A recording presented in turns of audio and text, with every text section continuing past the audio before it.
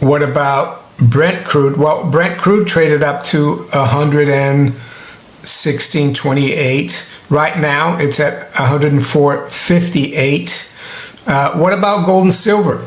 Well, all I have to say about gold and silver is that you need to hold on to your gold and silver for dear life, because the markets are very volatile, and it's not people selling their physical gold and silver. Here's speculators selling the futures, right, to pay margin on their other holdings, which are getting hammered today, like the Dow futures, for example. Right now is down 700 points. Well, today we're going to look at how the markets are reacting to this continued war in the Middle East.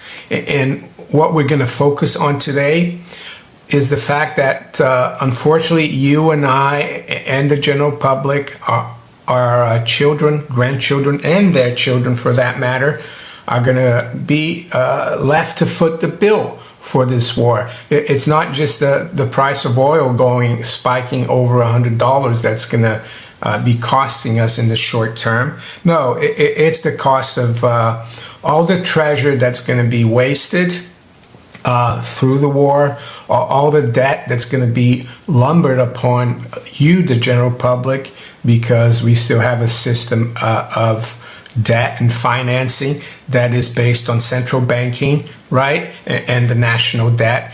And we're going to be lumbered with that through inflation, right, and that's going to continue to pay for this conflict. And the longer it goes, the worse it's going to get.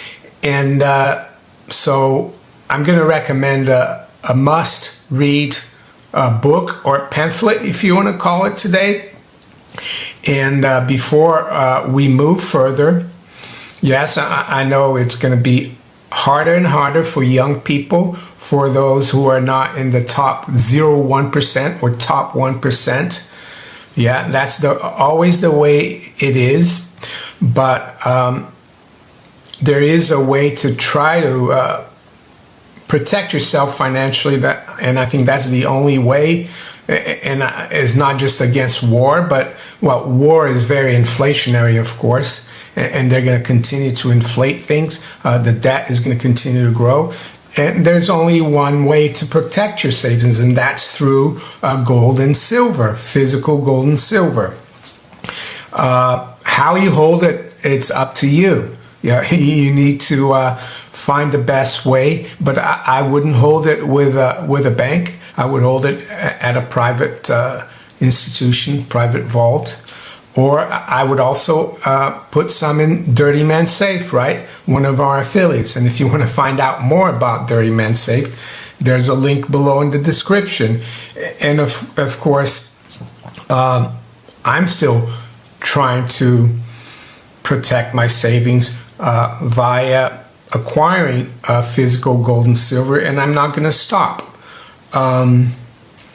Yeah, so if you want to look into that as well, and I've been telling people about this for over 10 years, check out our affiliates below in the description. We've got Miles Franklin in the US and Gold Investments in the UK. Best way to get a hold of Miles Franklin is to call him and call one of the brokers, talk to them, and tell them that Mario sent you there, and they'll help you. Anyway, back to war. Well, before we go and look what's going on in the world, what the markets have done overnight, and how I think, unfortunately, we're going to be paying for this, I want to recommend this book, because it's a book that tells you who the people who are going to really profit and how we get shortchanged because of war. And it's War is a Racket by Smedley Butler, the anti-war classic by America's most decorated soldier. Yes. So what does it say here? I'm not going to read the whole thing. Yeah, you might be able to find a free PDF. You might want to buy the book, but it says, unique among the high-ranking military officers of the U.S. and the world, I do not know of any other high-ranking military officer of the U.S. or the world who has spoken or written such most important truths and facts about the nature and causes of war. General Butler wrote these in simple and direct language that everyone can understand. His honesty, care for society, humanity, and justice for all, and profound insights are self-evident in his writing. Moreover, it is even much more relevant now than when it was written in 1935. War is a Racket is the title of two works, a speech and a booklet, by retired United States Marine Corps Major General and two-time Medal of Honor recipient Smedley D. Butler. In them, Butler frankly discusses from his experience as a career military officer how business interests commercially benefit, including war profiteering from warfare. Yeah. The old saying goes that all wars are bankers' wars, right? So nothing changes. So highly recommend this. So now back to the markets, which of course are moving a lot in the short term. In the long term, as I said, unfortunately, the situation is not going to improve. I think the U.S. is racking up $1 billion in costs every day from this war, and it's probably going to increase. They're thinking of boots on the ground, right? And before I continue, I published a video yesterday where I interviewed Eric Young from Hong Kong, and he gave his three best case scenarios. And one of them, which I hear a lot of people saying, is if this war continues to drag on and things get worse, which I think they are right now, the best thing for President Trump to do is to declare victory and call it quits, right? That's the best case scenario. But, they're talking about boots on the ground, so I don't know. But be as it may, I think there's been trillions of dollars of damage to infrastructure, not just oil and gas infrastructure of the Gulf countries, but also U.S. military assets in the whole of the Middle East. This is huge, trillions of dollars. And yes, that means more debt, more crowding out of the private sector, yes, more destruction, more profits, of course, for some. Overnight, the big thing really people are going to talk about today is crude oil. They're going to focus on crude oil. They're going to say that the price of oil is going to cause inflation, which is complete to utter nonsense, because you should know by now that only governments can create inflation, right? And how do they do that? Well, through their central banks and through borrowing, they create credit out of thin air, and they create currency out of thin air, and they crowd out the private sector, and they buy assets, they buy goods and services, and you get the currency once it's already devalued, right? That's the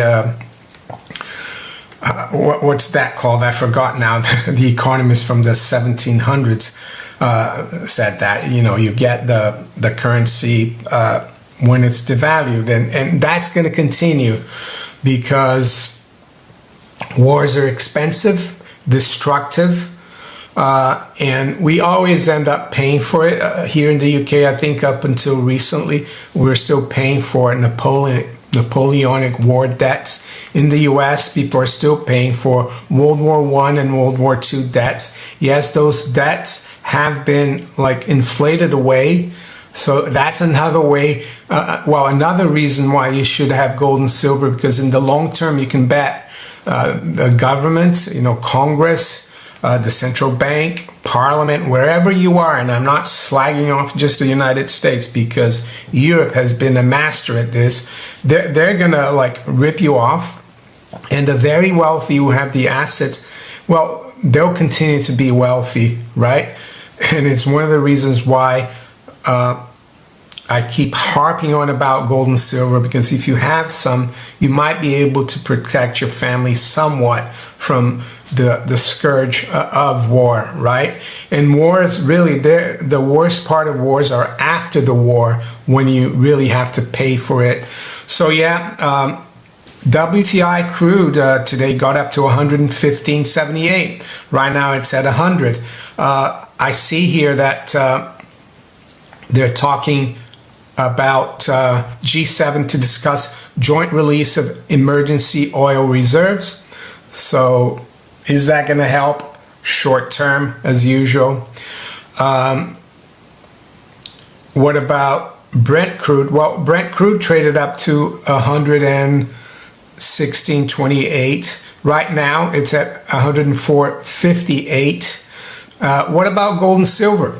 Well, all I have to say about gold and silver is that you need to hold on to your gold and silver for dear life because the markets are very volatile, and it's not people selling their physical gold and silver. Here's speculators selling the futures, right, to pay margin on their other holdings, which are getting hammered today, like the Dow futures, for example. Right now is down 700 points, but it's been down as much as 1,200 points. So it's all over the shop. It has rebounded since oil has come back down. The NASDAQ 100 future is down 1.5% as well, or 360 points.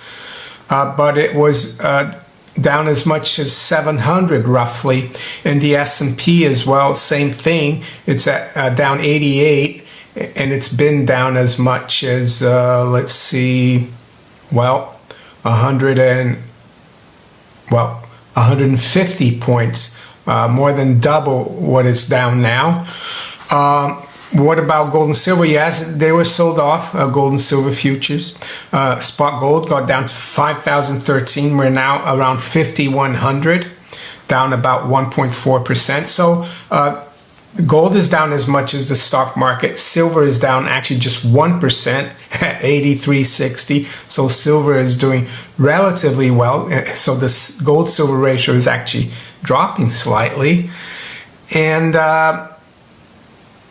the more important market, which very few people will look at, of course, because it's where the smart money is, right, is the government bond market. Well, the Treasury yield curve continues to go up. Yields continue to go up, which is a bad thing. Don't forget, the United States has $9 trillion, well, it's already started rolling over $9 trillion this year of old debt that they need to roll over. I think it's going to get harder and harder, not just because the cost of this war and the cost of all the destruction of its military infrastructure in the Middle East and its allies, but also because it's going to convince more and more countries, even allies, that it might not be a good idea to lend too much money to Uncle Sam, not just because it might come back to haunt them in that you're financing the institution that's coming after you, right? Well, you know, and it's reasonable to say that because President Trump talked about Greenland. That's an ally, right? So, but not just allies, but countries that are not aligned with the U.S., I'm sure they're going to think really hard about increasing their treasury holdings. So it's going to become harder and harder. The world is going to de-dollarize more and more. And countries like Japan and South Korea, they are very dependent on oil from the Middle East. Their stock markets have been hammered today. And I think they might have to sell a lot of their dollar reserves to cover the cost of oil going up so much. Ever since this war started, the 10-year yield has been going higher and higher. It was below 4%, and now we're at 4.20, up 5 basis points, and I think it's going to continue, unfortunately, for you, the taxpayer, for you who's not in the top 1%, right? I think it's going to get harder and harder How do you cope with that? Well, I think the first most important thing is that you know what's happening. Don't buy into this mantra narrative that I hear now, that all of this is short-term pain for the long-term gain, right? Because, don't get fooled by that. Do what you need to do to help yourself, and don't listen to these people who start the wars, right? Don't listen to them. What about the 30-year yield? Well, that's approaching 5%. It got up to as high as 482 overnight. Right now it's at 480, so it's not going to get better. What will that mean for you, aside from having to pay more tax, having to pay the silent tax of inflation? The general public is going to pay in higher mortgage rates, because you can bet mortgage yields are going to go up even more than treasury yields. The Uncle Sam is going to crowd out the mortgage sector, and the same thing is going to happen here in the UK. We've got the UK government bond yields. They're up massively this morning, actually. Gilt prices are dropping sharply. The 5-year gilt yield is up 20 basis points. The 10-year is up 15. The 30-year is up 7, a little less. So yes, some people might say that recession was already here, and I agree. Recession has been, even in the US. The only reason GDP looked good last year was all the spending for AI data centers. We saw that the last GDP number was 1.4 or 1.5%. The only reason these GDPs in the UK, US, and elsewhere have been positive is because our nations are running huge budget deficits, and that's going to get worse. So some might argue that they're going to blame, of course, this war for the recession, and that's convenient, right? They always do that, and people never learn, of course. Hopefully, you're going to be above that and think for yourself and realize that they're not looking after your interest. They're looking after the interest of Wall Street, the bankers, the big corporations. They're going to make out like bandits. So yes, unfortunately, we're going to continue to pay for wars. Major General Butler says about wars, about the racket, right? He says it's the only one in which the profits are reckoned in dollars and the losses in lives. So there you go. With that, I'm going to wish you all a very good day. Take care. Bye.